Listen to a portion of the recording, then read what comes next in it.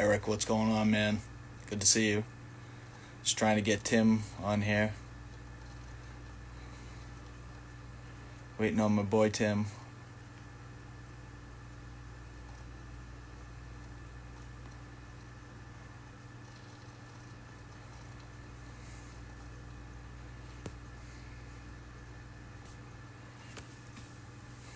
There we go. There's my boy Tim.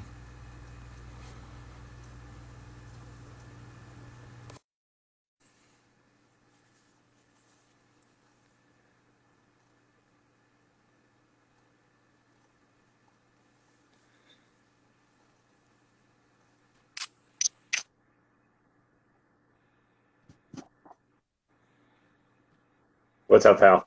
What's up, Tim? How you doing, man? Good. How are you? Good. This is good lighting I got in here, huh?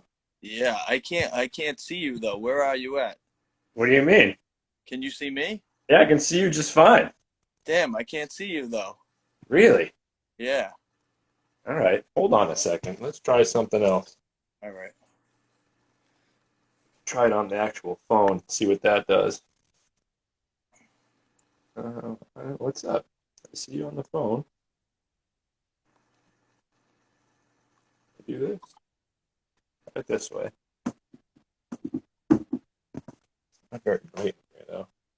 Yeah. It says you were unable to join. Hold on, Tim. Sorry, guys. We're trying to figure this out.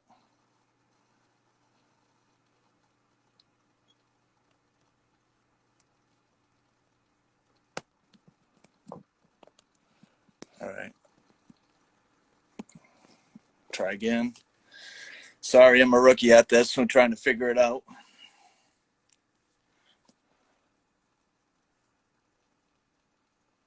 I will get Tim.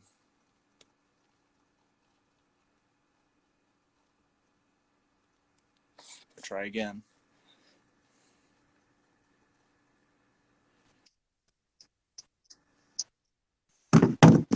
You see me now? No. What? No, I can't see you. You can see me though? Yeah, I can see you and I can see me. I can see us both. Jesus. Um Damn. Because I'm on my phone. So All right. Well, I was on my tablet. Let's see if I can do it on the phone. can everybody else see me and Tim?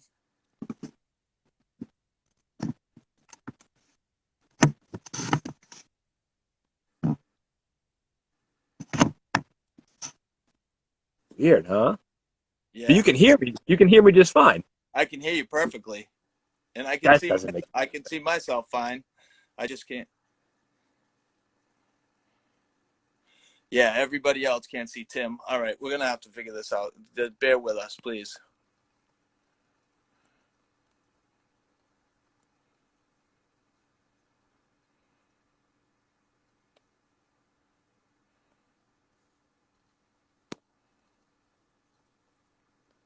Here we go. I'm gonna try to add him again.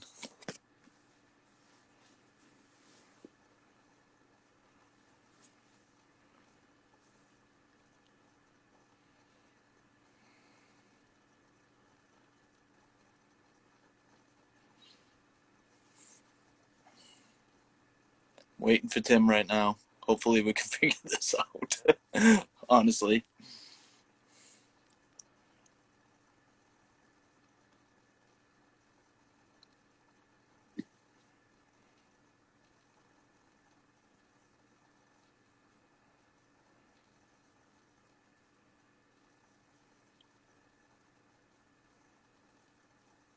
Still waiting, still waiting.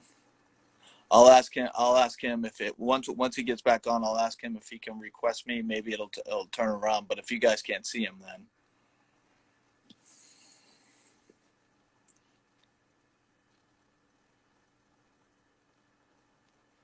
let's see.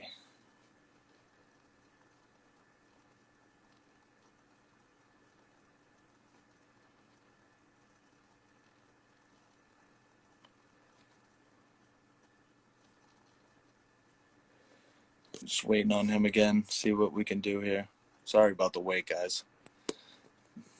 like I said, I'm a rookie doing this, so we're trying to figure it out.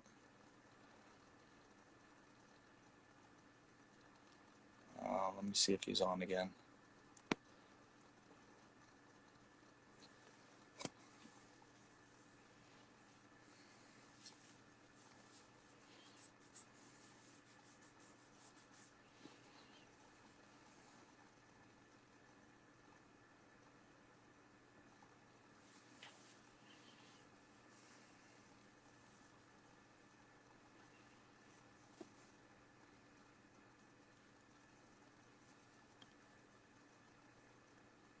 Just waiting on Tim, waiting on Tim.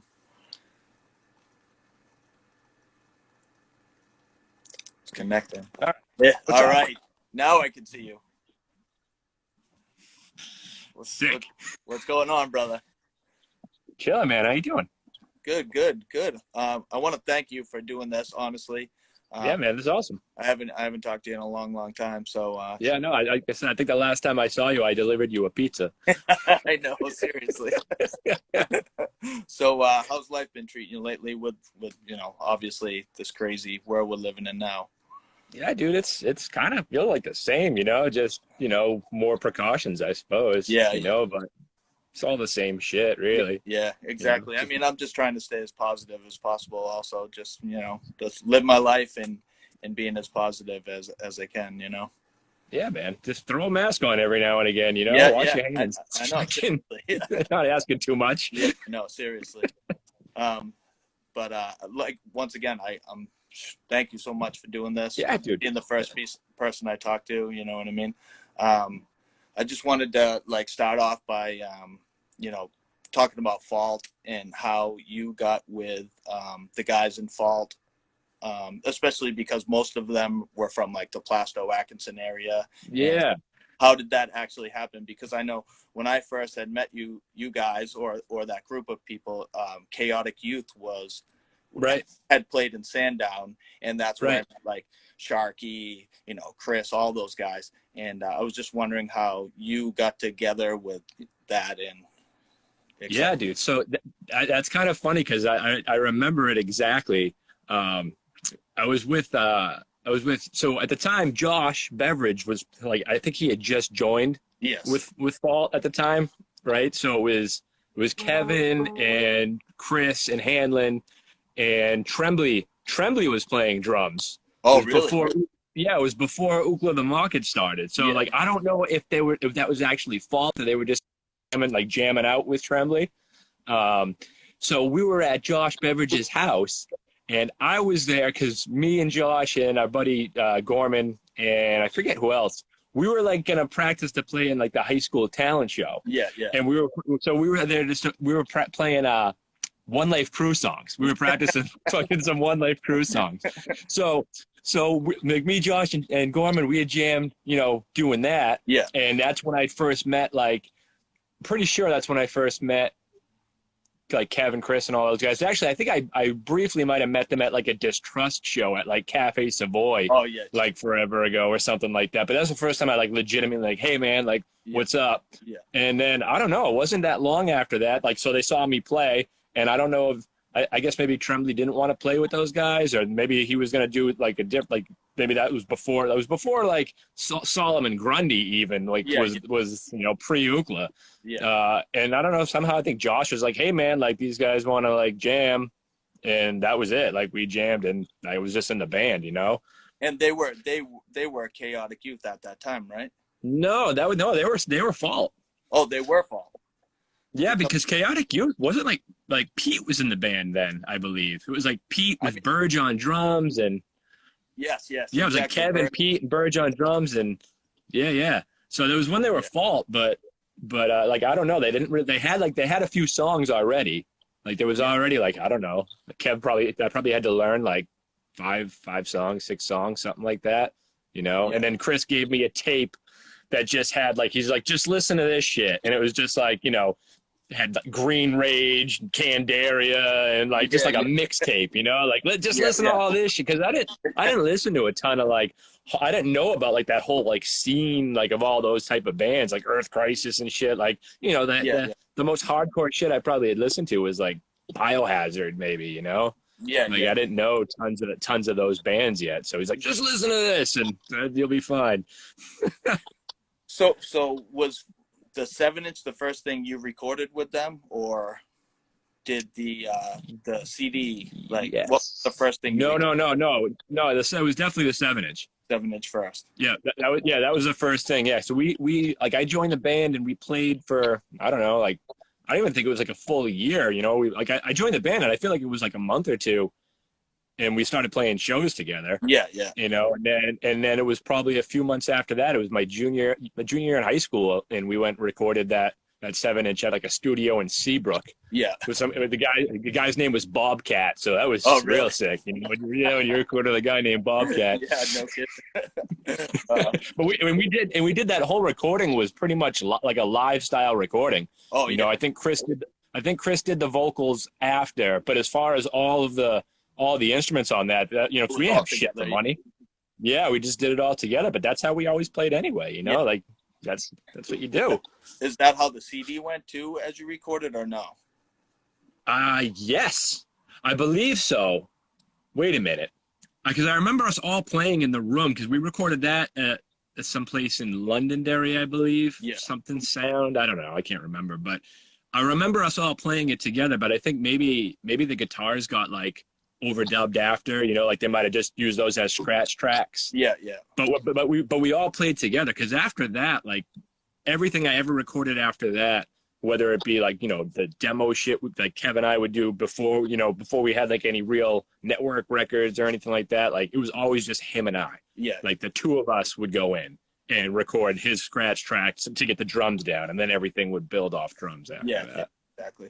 I mean, I don't think a lot of people realize how great of a scene that was back then for me and you and everybody that was involved. Like, I mean, Safe and Sound was like an amazing venue. Like, I can't even describe to people how amazing that place was. I saw so many incredible bands there. You know what I mean? It was. Especially the first version, you know, before they redid it where they moved the stage, you know, when it was like, so when you would posted that Candaria video, like, and it was like the little corner stage, Yes, yeah. you know, like when you walked in the room from like the club side and it was just that teeny little kitty cornered stage, like yeah. that, it was something else then, you know, like, Yeah. I feel like when they changed it and they put like the huge stage in on the opposite wall, it didn't have the same feel. You didn't feel like as you know, everyone was all close together and like all, you know, like just as packed in like a sardine can. Yeah, I agree. I mean, I've lost so much memory of like what I actually like saw too, because people be like, "Oh, remember this show?" And I'm like, and then I'm like, "Oh, damn, I was at that show." Like there was so many shows that it was like every single weekend there was like an amazing show. And when you guys got together, I mean, it was like Ookla, As I Bleed, Life Passed On. I mean, those are some of the funnest shows. Polyglot, Non-Compost. It was just like those bands just blew me away when I was at that age, and that scene was like incredible to me. You know what I mean? Yeah. It was. I mean, I feel like too, like, because we played with so many of those bands like so many times, whether it be at like Safe and Sound or that place, what was it, Cafe Eclipse in Concord, or even like Cafe Savoy or whatever. Like it was always awesome because it's like you're basically just like, you know, just playing a show with all your friends. Yeah, exactly. It was a great time, definitely. I wanted to ask you too. What was the best show in your mind that Fault played? You know, either like attendance wise, like the crowd itself, or you just having much fun. Like, what was like the epic show that you played? Fault? I'm trying to, I mean, I have to really jog the memories on that because like there was definitely like a lot of really cool shows. You know, I mean, that Candaria show was pretty awesome just because it was, you know, playing with Candaria. It was that Safe and Sound. Everybody you knew was there. You know, I got to talk to, like, at the time, like I got to talk to Ken and be like, you know, ask him like, you know, what kind of drummers are you listening to? And just watch him play closely, you know, because like I never wanted to like be like him, but man, he'd blow your mind just watching him, you know. I mean, that was definitely one of the ones I thought was up there. And then like I think we played a show at the old, do you remember the Space in Worcester? Yes. I remember playing a show there, And I don't even remember who we played with. Like, we might have played with like Caven or something, or maybe like 7 Day Curse, or it was just like one of those cool shows. It was like a really cool venue, and Yeah. and everyone like received us well, like, because that's really all that really matters. Like, I don't give a fuck if there was 5 people there or 500 people there, as long as everybody was like into it. Yeah, exactly. Exactly. I remember one show that I went to in Worcester when I saw you guys play, where it's like a foggy memory, but Chris had like, was it he broke a glass in his hand or something? He was pouring blood. Like, was that a espresso bar in Worcester? Or like, I have a vague memory of that, but I was like, damn, like that was like a crazy. I think that might have been at the beach, Hal. I think was that was at like club like Seventh Heaven or some shit like that. It was like on the back strip at maybe Hampton Beach or something like that. And it was what, one song in, and he like cut his hand and we had to stop, something like that. But man, shit like that happened all the time. I remember one time we were playing a show, I think it was somewhere in Maine with Ookla and whoever else, like a big, probably Sunday just fest type deal at like an Elks or whatever, and 2 songs in, he does like a backflip, slips on the floor, busts his nose, and show over. I feel like he always got hurt. It was always a good time seeing him do a backflip. Most of the time he planned it though, so it was. He hated it. He never wanted to do it because everyone would just be like, "Do the flip," and then he'd be like, "Go fuck yourself," like he used to like doing it when he wanted to do it, but the minute people wanted him to do it, he was all done doing the flip. Yeah. I know it was great times back then though. I loved it. Yeah. Now what actually, wait, no, I'll cut you off real quick, Hal. Best show, probably that Overcast show. Us, Ookla, Overcast at that Dover. Oh, the Dover. It was like a Dover great skate fest. Yeah, no, that's probably best show ever. Yeah, that was a great show. Honestly, and actually, the funny thing is, I have the flyer right here. Oh, it's so good. So did you make that flyer too? I did make that flyer, yes. Yeah, you did. I mean, you can't go wrong with Overcast, As I Bleed, 40 Days Rain, Ookla, Fault, Piecemeal, Life Passed On, and Year of Our Lord. I mean, yeah, the lineup itself that was good. That was a good fest. It was packed too. Packed. It was packed. So much fun. Yeah, that was fun. That was crazy. I wish I wish I could remember more of those times. You know what I mean? I made I made a lot of flyers for like you guys and Ookla. I mean, who made the flyers mostly? Chris, or was it? I think so. I think Kev. I think Kev may have made a few. I know Chris made like a ton because he was all into doing that shit.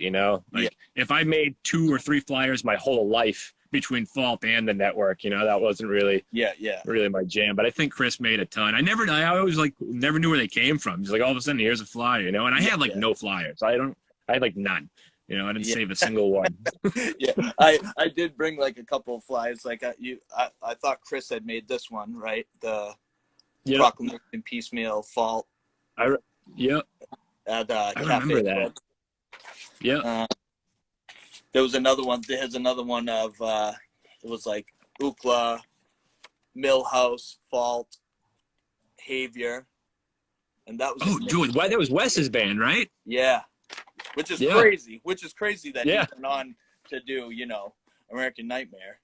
It's crazy too because Kev knew Wes because they were both like military brats. Like I think he met Wes in like Germany or some crazy shit like that.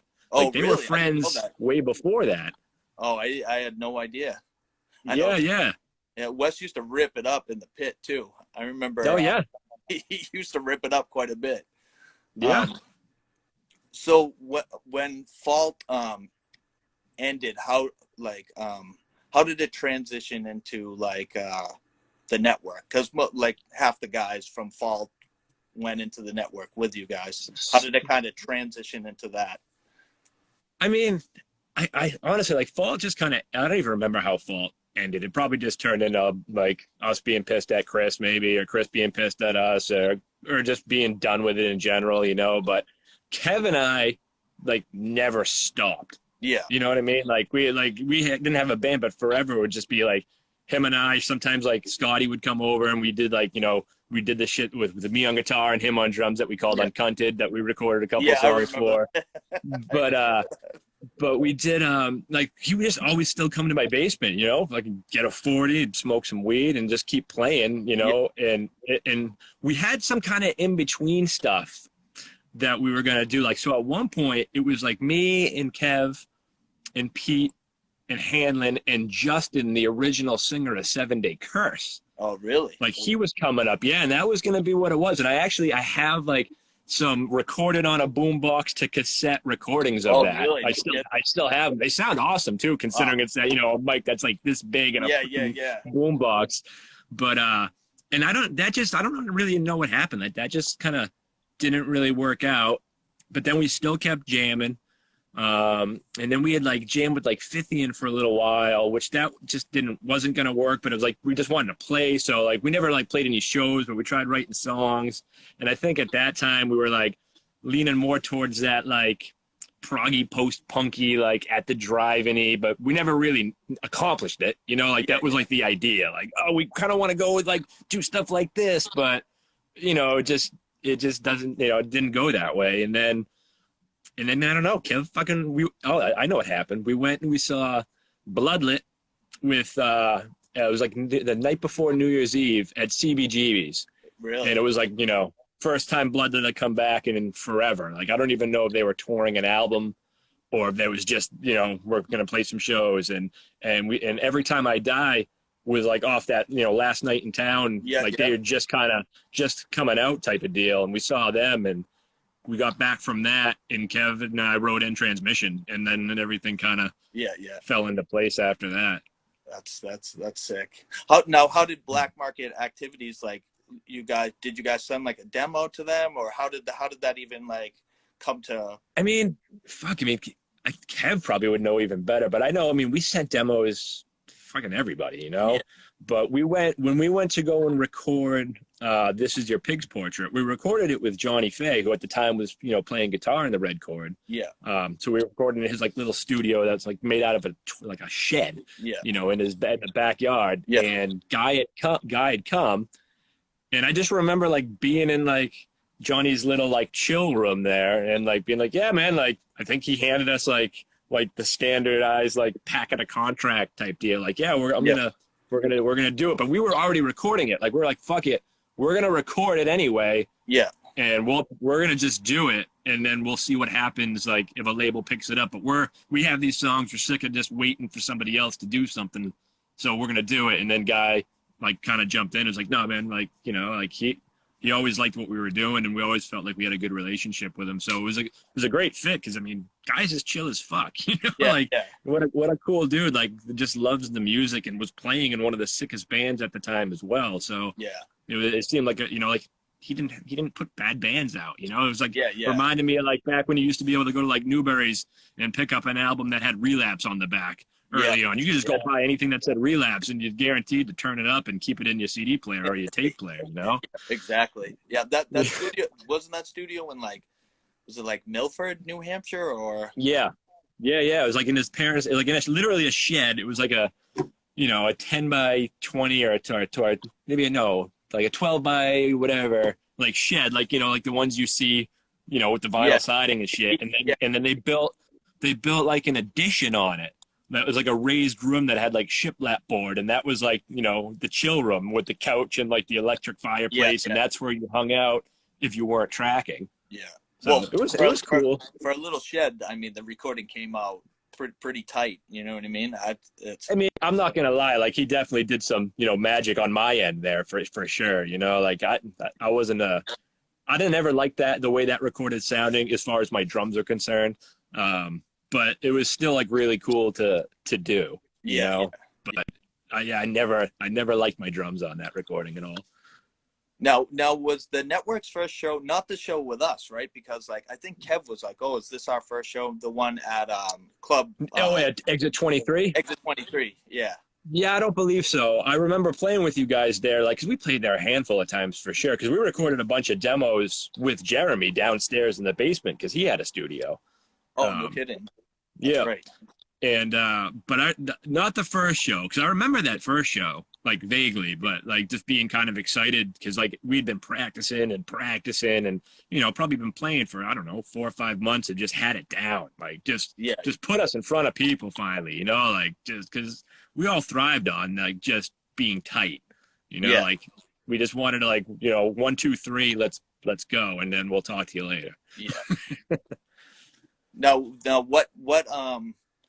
what made the lineup changes, like when Scott left and Hanlon left and you guys went through like some bass players and stuff like that? What was the transition from that to like how you guys made Bishop Kent Manning? Like what was the little time frame in between? Yeah. So I don't remember the exact amount of time, but I know, like, I think Hanlon was just kind of like, knew he just wasn't, I don't know if he just wasn't into it anymore. Yeah. Or just kind of wanted to do other things. So I kind of remember that being just kind of like a mutual type of deal.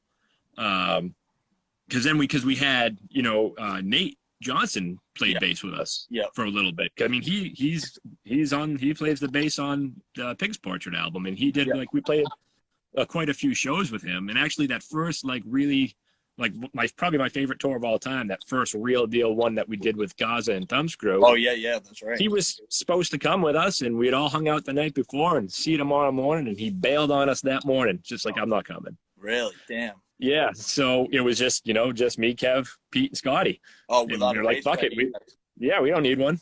Just fucking whatever. It's tight enough. It's fine. It's heavy. It's all guitar driven anyway. That. Like back then, mostly the bass was always just kind of playing the root of whatever the fucking guitar was playing. Like we never really had like a bass player that was gonna do like bass type stuff with different grooves until we got Bennett. Yeah. That would, and then Scotty was about to he found out he was going to be a dad.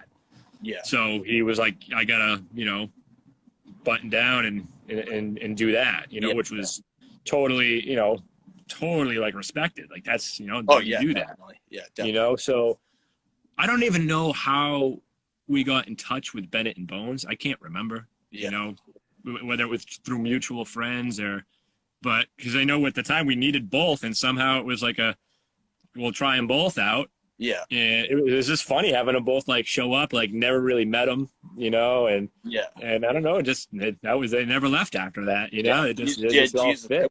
It worked out, that's for sure. And we left, like they literally joined Hal, and I think we practiced for a couple weeks at most, and they were driving up. Bennett lived in Connecticut, Bones lived in Rhode Island, so Bones would like pick up Bennett and they'd drive up to Kingston, and we'd practice and we like, I don't know, they were in the band for like a month, and then we left for like 2 months to do like a full US over the summer. Who did you tour with on that first tour? The summer tour? With Bennett and Bones? Yes. The only band I honestly like remember being with on that tour was Swats. You remember the successful Red Apocalypse Across the Sky? Yeah. They're really the only one. Like we played a bunch of like shows with certain bands. Like I remember playing like a couple of shows maybe with the Minor Times, but we weren't like tour mates or anything. It's like, we played with them on this venue, and maybe we'll play with them here. But I remember playing with Swats with Bennett and Bones on that tour, because I feel like it was like the first leg of the tour too. Like when we were basically heading down the East Coast. Yeah. And to be honest with you, I don't remember half the bands we played with on the rest of that tour. Like maybe I think we played with the Fire the Flood on the way back. I think that was that tour. I can't remember. They all bleed together, like. Yeah, I know. The jam spot that you guys were playing at was the same one that High School Sweethearts was in. Like Ron spot. And then when we broke up, we like you guys. I think we were still jamming there. Well, we got a spot there, and we were there for fucking ever, because we were there technically before we were even the network. We were there when we were just trying to figure out what our band even was, and practicing like we had a purpose, and then when a bunch of us moved in together up in Dover, we got rid of the jam spot and practiced in the basement there, which worked okay, but it wasn't the same. it was a lot more lackadaisical. Because it's like, you know, when you go to the jam spot, it's like you're going to do it, you Yeah, know? yeah. Like, it's not like let me just go downstairs in my fucking underwear and a cup of coffee and Yeah, blast these songs real quick and then go back upstairs, you know? yeah, exactly. So we ended up back there. After when we all moved out of that spot we were living, we ended up going back there, and I think that's probably for the best, because that's basically where we wrote like all of Bishop Kent Manning was there. Was down there, yeah. I remember you Yeah. guys were downstairs, and we had a room upstairs for a little while while we were going. It's weird that like Josh was in fault with you, and then like he sudden turned to be the drummer of High School Sweethearts, you know what I mean?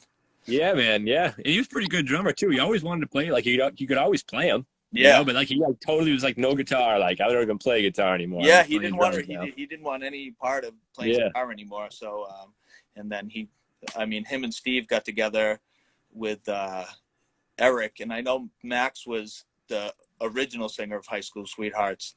Oh, he was. He was. It was just those guys. It was Josh, Steve, Wayne Shore, and Eric, and then Max was the singer, and then Steve asked me, they wanted like multiple singers or whatever, and then I came and I practiced a little bit, and then it was me and Max who did our first little demo EP, and then we kind of just went a separate way, and Max went off to do Jack Van Impe with with Ed and those guys. Yeah, that's right. And then I forgot he was even in that band altogether. I just always like think of you. Yeah. Well, I mean, we went further, like longer, but Max was there for the first year we were together. I mean, we had that show. I don't know who played the Sandown Town Hall, but I know it was like, I think that was the show where we played and Kanai played, and maybe Rise as one. I don't know who else played, but he was there, and I know Max played. We played some weird club in Bradford by the bowling alley, which wasn't like a hardcore show at all.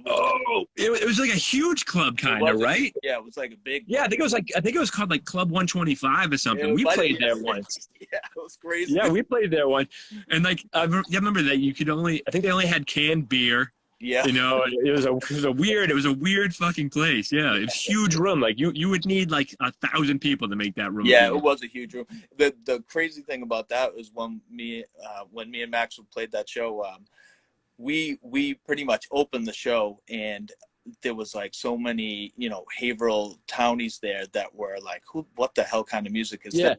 And then we ended, and the next band that played like just busted off with a Black Crowes cover, and we were like, wow, we're in the like and everybody was like, Black Crowes. You know, that place was pumped after that. Line them up. It was such an odd like, I don't even know how we got the show. It was like so mind-blowing, but it was crazy playing with Josh, and it was fun times. I mean, I love the show that me and you guys played. That was I got to videotape that, so and I still have the videotape of the Candiria Fault show. But the sucky thing about that videotape is like the fault, like it's like scrolls, skips over and over again. So I have to find like a small time frame where I can actually get like it not to skip. I think I actually have some video of that show as well, but I don't know where the camera is, and I'm pretty sure the camera's broken. Yeah. So, and there's a tape in it, but there's no power. Like you can't turn the camera on. Like you'd have to like take the camera apart to get the tape out, and then I'd have to find like, you know, somebody with the old like 8mm style like you know, Sony camcorder. Yeah. But I have no idea where that thing even is. But I probably have like 4 or 5. I have shows from like playing at Zoots. Oh damn! You know, you know, on that tape somewhere. Yeah, I would love to see. That's what I mean. I only have a few. I have like Overcast, like Despair, that Fall Silence show that happened with Unread and Darkest Hour, where nobody knew who Darkest Hour was, and then all of a sudden they blew up years they got later. Huge. Yeah. It's just like small shows like that. But I wish I had more, honestly. You know what I mean? Yeah, me too. I mean, I had a ton of network stuff, and I remember Scotty brought a camera for like the first tour, and then I don't know, his broke, and then mine was broken, so I just charged one like on tour, like one of those little DV cameras, and I have like dude, I have a shitload of tapes, like from the Gaza tour, from us being in the UK. But those DV cameras suck. They suck. They're wicked grainy looking. The audio is trash. Like, I thought it was going to be a better camera. I was all pumped up, and I spent whatever. I just charged it. I was like, I'll figure this out some other time. And I have tons of footage, but it's mostly garbage to like try to watch. You know, like you can watch and it's fun, but like it sounds terrible. Oh yeah. The one I had wasn't too bad because I did a few like way back in the early 90s. I actually did one way back in the late 80s. It was like a Murphy's Law show at the channel at the time. And was that back when you were like 25, Hal? No, I was young then. 25 in the late 80s? I'm old. I know you are. Oh, it's just so good. Well, I mean, shit. I mean, the first show I ever attended was in it was like 1984 at the Gallery East. I was 12 years old. I saw SSD and DYS. I had kind of longer hair. A kid from April like knew my cousin and was like, "Oh, do you want to go to this punk show, hardcore?" Sure. And I was like, "Sure, why not?" And I went, and I was like scared out of my life when I went. I was like, "What the hell is this?" Like, I kind of had long hair. Everybody had short hair. I was like, "Fuck," like beat up. And then that was like my pretty much introduction to hardcore. And I wanted to ask you that too, like what it was gonna, like what your first like real deal was too. That was the one, 84 SSD. Yeah, 12 years old. But then I skipped like a couple years because like maybe back then I was so scared of the scene itself. I was just like, oh my God, I was young. So I was like, So maybe around 14, 15, the channel started having all ages matinees. So that's when I got to see like, the classic hardcore bands like Youth of Today. I saw like pretty much every like old school hardcore band like there. I saw Today. I saw Agnostic Front. I saw Sick of It All. I saw Judge, Bold. Like everything went there because every Saturday was just that's like a fucking crash course in hardcore, all those bands, and it was every weekend too. And actually I hooked up with Mike Anzalone, right? Yeah, of course I know Anzalone. Yeah, his older brothers Tony and Joe. Tony and Joe were the ones that like hooked me up all the time because at the time I didn't even have a license. They had a license and they were taking me. They were like somehow we got hooked up. And those guys drove every single weekend, which was like amazing and just they'd rage too. All those guys. They totally rage. Yeah, Tony was a madman. He was a little bigger than Joe and Mike, so he was quite a madman in the pit. But I was young. I mean, and that was before FSU really got started. They were in the beginning of their like creation in Boston hardcore back then, and which they were always cool to me until I got a little older. So I don't know if you were at that show. Was that the corn? Was that a corn show? No, what show? No, that was I had gotten jumped in. It was like a Coming Correct show with 454 Big Block and Blood for Blood, I think. And I just hit the wrong person, and then the next thing you know, there was like 30 people on me, cracked my head open and stuff. But I mean, it is what it is. I never stopped. Like that didn't deter me from going to hardcore shows or anything like that. It happens. I mean, whatever. I don't hold any ill will towards anybody, Yeah, whatever.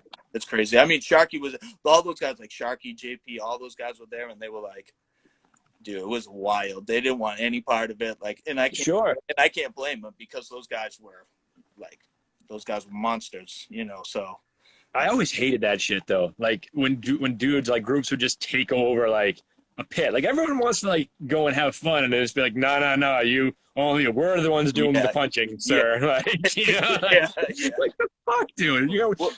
Everyone in here is all like, none of us are ninjas, dude. Like, come on, just like let us all get a kick and a punch in. Like, the fuck, just trying to monopolize the fucking mosh. Yeah, well, that's the thing. I mean, I must have hit the wrong person. The next thing I know, he was trying to punch me in the face, and then I had just gotten pushed back into the club, and that was over after that, Well, you had that real sick, like you had the real fast windmill arm, like I remember you had a real, like a turbine, pal, so I could hit a bunch of people real quick. Yeah. It was great. And I mean, you were at the Bloodlet Dead Guy show at the Rat, weren't you? No. Oh, you didn't go to that show? Oh, I thought you were. Sure. That was No, I honestly, the only time I ever saw Bloodlet was when we went and saw them at CBGB's. I never saw when they came around and played like at the Space or wherever or anywhere like that. Never did. Yeah, I'm kicking my ass because they had just Bloodlet had just played the Middle East this past year, well, 2019 with Integrity, and I was gonna go, Oh yeah. and whoever I was going with kind of bailed out, and I didn't Yeah. end up going. And then Josh Day had went, and he was like, "Oh, dude, it was sick," and this and that. Yeah, yeah. Like kicking myself in the ass for not going because Yeah. I should have gone, you know. Yeah, I listened to some of that new album, and I'd like listen to it like once, and then I was like, all right, dude, I guess I'm just like I like old Bloodlet, you know? Yeah, me too. What are you gonna do? Same thing You with know, it's Integrity too. I like old Integrity too, but I still would love to go see him again. Yeah, I mean, I'm sure they still fucking know how to play all those songs right, you know? Yeah. So everyone knows the words to them. Like, that's how awesome is it to be one of those bands that just has like all those sing-along songs, you know, where everyone's just wants to get up there and grab the mic from you. Like, you'd be 50 years old, just give the fucking crowd the mic. Well, I saw some old school shows this in 2019 too. I hadn't gone to a lot of shows because I kind of migrated from like the metalcore stuff to more of like a screamo, which I hate that. I hate screamo, or what they call scrams, or whatever it's called now. I kind of migrated towards that because High School Sweethearts was kind of in that vein, and I started to like go to shows with those kind of bands, and I recorded like a shitload of stuff from maybe like 2000 to like 2006, and then and then I got out of like videotaping, and I didn't go to shows for like a long time. I started hitting up HipHop shows. Yeah, no, you go to all the best HipHop shows, Hal. Your fucking list of HipHop shows is unbelievable. Yeah, it's because Ned, such a great guy. Shout out to Ned Welberry. Me and him were friends the whole time, and he does the Leeds entertainment stuff. Right? Yeah, no, he books. People love them. Like they book, and like Middle East has every sick act ever get in there.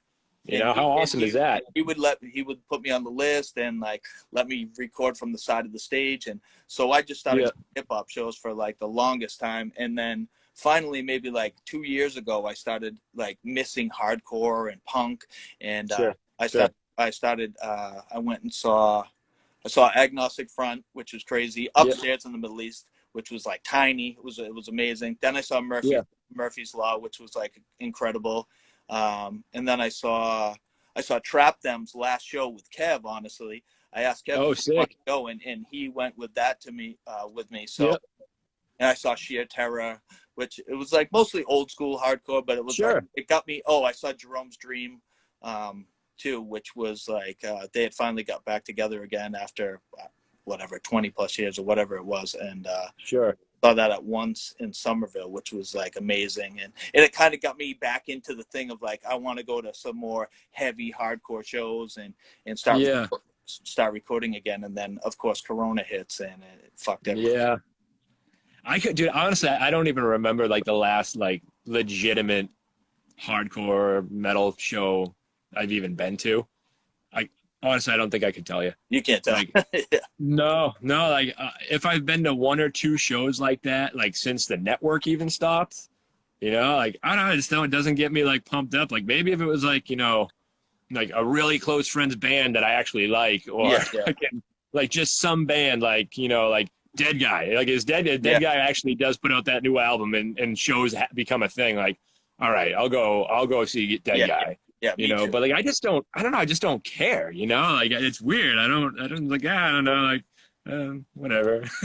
Well, honestly, I thought the same thing. I was like, you know, like there's no wants. And then I went once, and then I don't know if that was it. I just caught the fever again or whatever. But you know, I'll probably, once things, if they ever get back to normal again, I'll probably start recording as much as I can. Or, you know, I'm getting close to 50 years old. I've been doing this for an awfully long time. So it's, you know, we'll see how many more years I have in the tank. Yeah. At this point, Hal, you're already committed though. You're in, you know, the hooks are in. What do you stop now? You can't stop now. Yeah, I know. Jesus.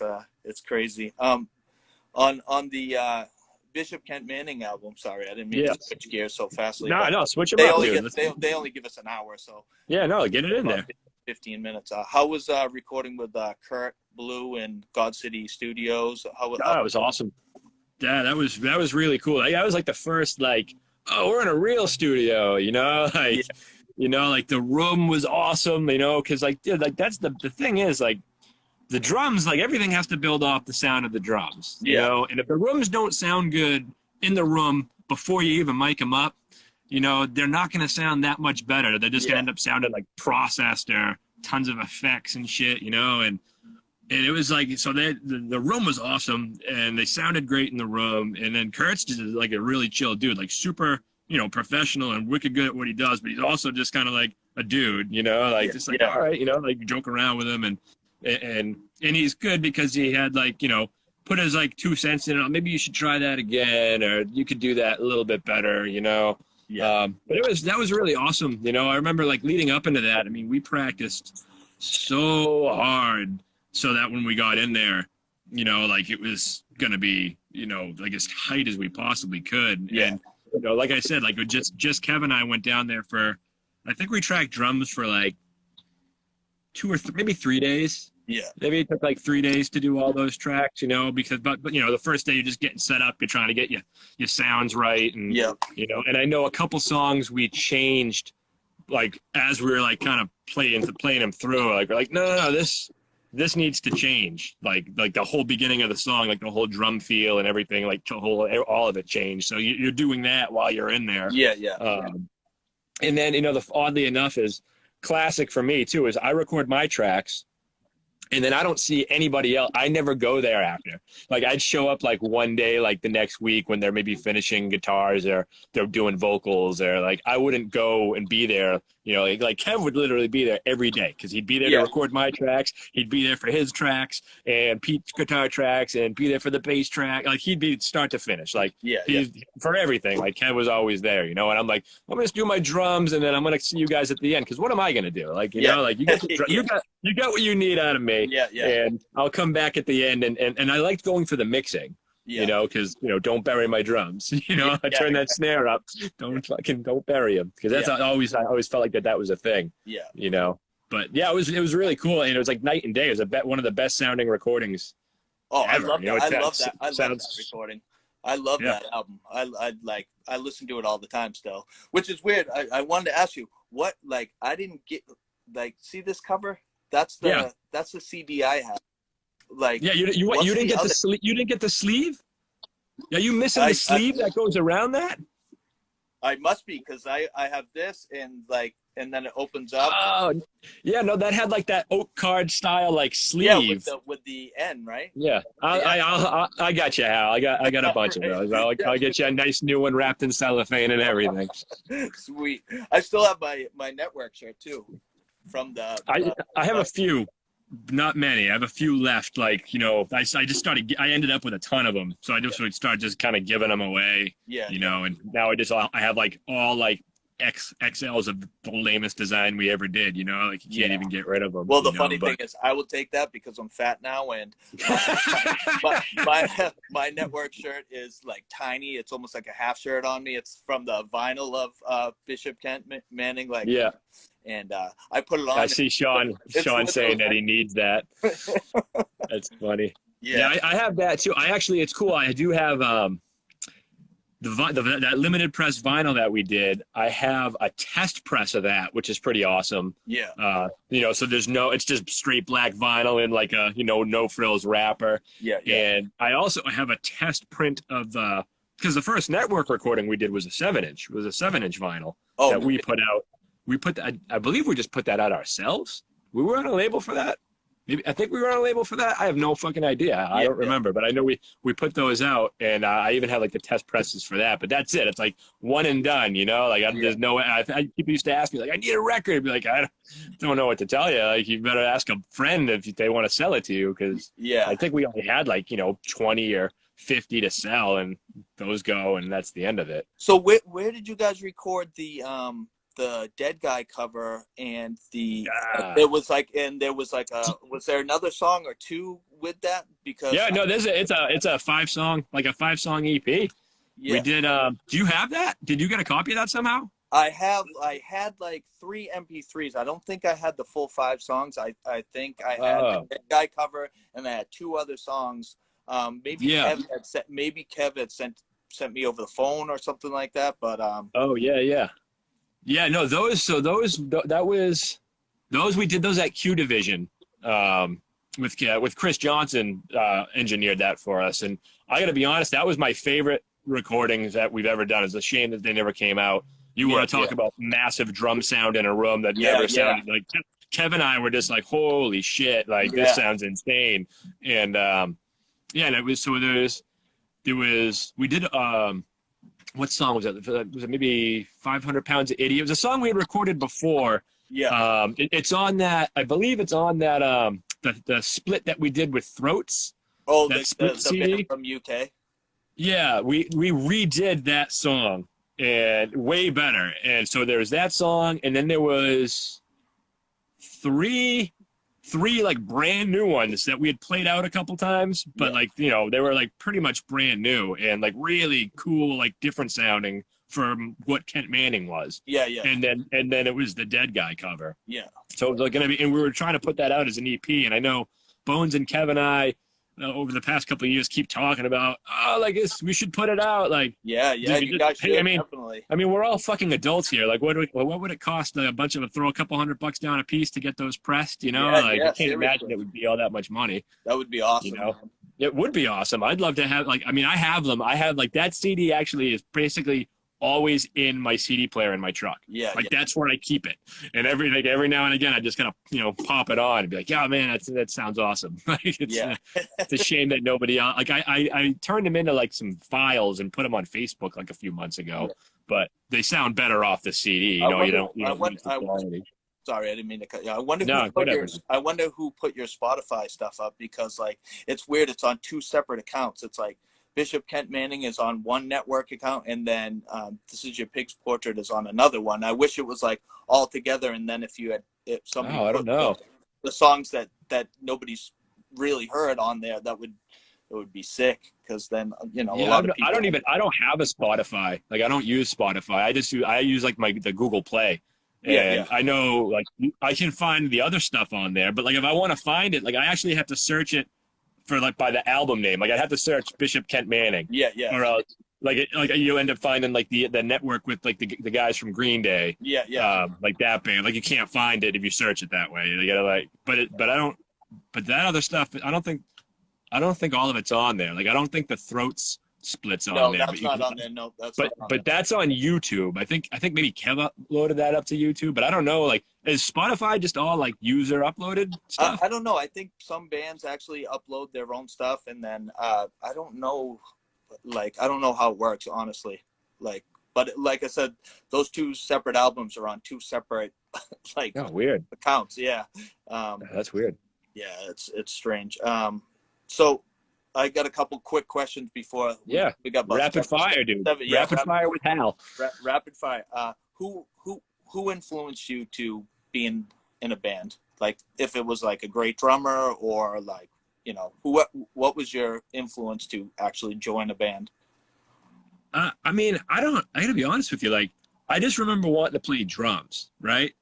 When I was probably about 9 or so. I remember hearing Bonham play, Led Zeppelin songs, and it's been just naturally kind of drawn towards it. And I had a legit cardboard boxes, paper plates for cymbals, a basket with tissue paper on it, made your own this cardboard drum set, and I played that when we still lived in Methuen. I had that, and then when we finally moved to New Hampshire, I made it again. I made a new one. And I played cardboard drums for 2 years. I just wanted to play drums. And then I met guys 2 of my closest friends, since I'd been 10 years old. I actually started playing music with those guys first, and that's what it was. Is my buddy Andy played guitar, my buddy Wayne. Wayne fucking played guitar. But Wayne and I were neighbors, and so we all just kind of came up. You're playing together because I got drums, you got a guitar, let's play. And then naturally you just that's it. That's what you do. You play in bands, So I guess it's that. I don't know. There would be like any like specific musician. It was just like I wanted to just play you drums. wanted to play drums, yeah. Yeah, I want to play drums. So like you got to find some guys to play with because drums are more fun if you're playing with other people. Yeah, exactly. All right. My next question is, what was your first punk hardcore show that you attended? So I would say I'm so glad that there was over by that same. I think it's over by that same like place in Bradford, but it was like a VFW or like an Ambets. It was a band. You remember Boiler Room 6? There's a band called Boiler Room 6 and like some other band like Ways of Walking, some other like kind of local bands, and I'd say that was like the first like real show that I went to. I was probably like, I don't know, 13 or something. And I didn't really know a whole bunch. Like I'd never been to like a little vet show before. And it was probably, I'd say it was probably like that show. I don't know if you would consider it a punk show, but it was, I mean, they were like heavy. Yeah, heavy. For me, it was like, it was definitely heavy. Yeah. Nice. What was the all-time favorite punk hardcore show you were involved in that you played? Ooh, man. Tough to narrow it down. I mean, some of my favorite shows were always like house shows. Yeah. Like just 100 degrees in somebody's fucking basement with 50 kids drunk and having fun. I'd say one of the biggest shows. I mean, I know like it was really fun to play Metal Fest because it was like our main stage and that was cool. But then we played was it Murder Fest or something? It was, at the Knitting Factory in LA. And just, I mean, dude, we played Before Today's the Day. Trap Them played that show. Like just so many sick fucking bands were like the day that you played, and it was like 2 different stages. And it's like, you don't even care that you're playing, like you want to play, but like, it's like, man, you get to watch all these sick bands all day, like, definitely. Like maybe that, I don't know. Like I loved playing with fucking Gaza for a month straight because it didn't matter if we were playing with 5 people or 50 people. Like, honestly, like I looked forward to watching them play every single night. And they'd give me goosebumps every single night. And then we'd all go to Denny's and eat shitty food and laugh about it every night, like, so, like that shit sticks with me more than like any one specific show. Because that still sticks with me to like, I think of them like that today and probably forever, like that, just like an imprint on my life was that, That's awesome, man. What if you've been listening to any hip hop artists, what have you been listening to? Oh, I listen to a ton. Yeah, I've been listening. I mean, obviously all the RTJ, all those, I just put those on, just play. I just go to play artist and shuffle. Don't even have to listen to a full album. I was really into God damn it, why am I drawing a blank there? With fucking Esoteric and 7L and Czarface. Yeah. I really liked especially like was it the one with Every Hero Needs a Villain. I really loved that when that album came out. It was really, really good. I love big shout out to Still Gold. I don't know if you've listened to Still Gold. They're local. I did some a little while ago, actually. Oh my God, they're like real good friends in that group, and they're just mind blowing to me. Like they're one of the best live acts, especially for like like a hip hop show. Like to have like live instrumentation, and they just kill it. They have energy. Like that's probably, I've been to a few hip hop shows, and there's every time I see them, it's like my favorite thing to see because it's like the energy is there. It's just them. There's not a huge crowd of people with them. It's just them, But yeah, I still listen to, a lot of old classics still too, like you can't go wrong with throwing on like a old Tribe Called Quest album or, like I said, throwing Prince Paul, Prince Among Thieves from start to finish and just listen to that like watching a movie, Yeah, hell yeah. Well, we got about a minute left. I just want, dude, I appreciate it so much. Yeah, man, this is awesome, Hal. I love it. I'm gonna try to do this every weekend with, you'll see probably not next weekend because I'm going to the Saco with my family, but the weekend after I'm gonna be talking to Nick Flanagan. It should be a good time, and I got a bunch of other people lined up. So I super appreciate like your time, man, taking the time with me. I miss you, man. I haven't seen you in so long. I know. It's been a minute, Hal. It's crazy.